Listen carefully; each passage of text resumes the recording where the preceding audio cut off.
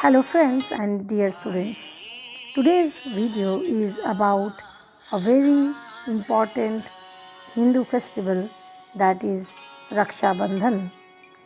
Now what is the history behind this Raksha Bandhan or Rakhi? The traditional festival of Raksha Bandhan, that is Rakhi, dates back its origin about 6,000 years ago during the Aryans when they established their first civilization. Due to the diversity in many languages and cultures, the traditional customs and rituals to celebrate Rakhi festival differs from region to region across India. Raksha Bandhan is celebrated on the full moon day of the Hindu month of Shravana, that is between July and August. This festival celebrates the love of a brother for his sister. On this day, the sisters tie Rakhi on the wrists of their brothers to protect them against evil influences and pray for their long life and happiness. They in turn give a gift, which is a promise that they will protect their sisters from any harm. Within these Rakhis reside sacred feelings and well wishes. This festival is mostly celebrated in North India. The sacred thread Rakhi reminds of the promise of a brother that he makes to his sister, that he will protect her until death. Let's first discuss about the various type of stories that revolve around this Raksha Bandhan. The first story I am going to depict is the story of Lord Krishna and Draupadi. I hope you all know about these two characters of Mahabharata.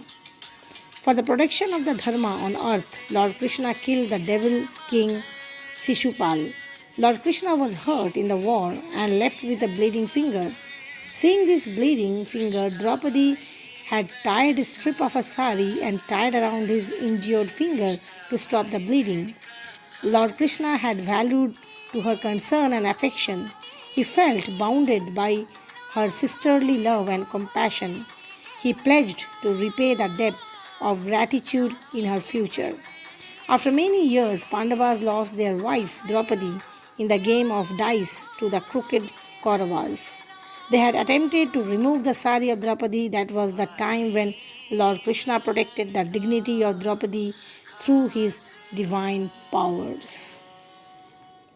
The second story is about King Bali and goddess Lakshmi. Mahabali, the demon king, was a staunch devotee of Lord Vishnu.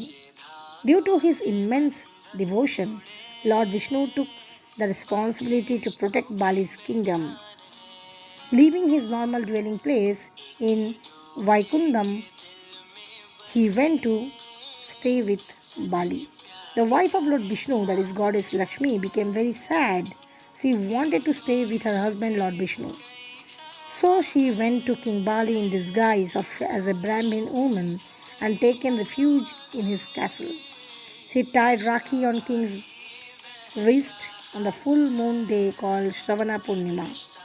Later, goddess Lakshmi revealed who she was actually and why she had come. The king was moved by her and Lord Vishnu's goodwill and affection for him and his family. Bali requested Lord Vishnu to accompany his wife to Vaikuntham. It is believed that since then it has become a custom to invite one's sister on Shravana Purnima to the auspicious thread of Rakhi or Raksha Bandhan. Third story revolves around the story of Rani Karnavati and Emperor Humayun. I hope you all know about Humayun, who was a famous Mughal emperor. The story of Rajputana Rani Karnavati and Mughal Emperor Humayun is the most popular evidence in the history. In the medieval era, Rajputs were fighting and protecting their kingdom from Muslim invasions. Since those times, Raksha Bandhan became a commitment and protection of one's sister was the foremost. Rani Karnavati was the widowed queen of the king of Chittor. She realized that she could not be able to protect her kingdom from the invasion of the Sultan of Gujarat, that is Bahadur Shah. She sent a Rakhi thread to Mughal Emperor Humayun.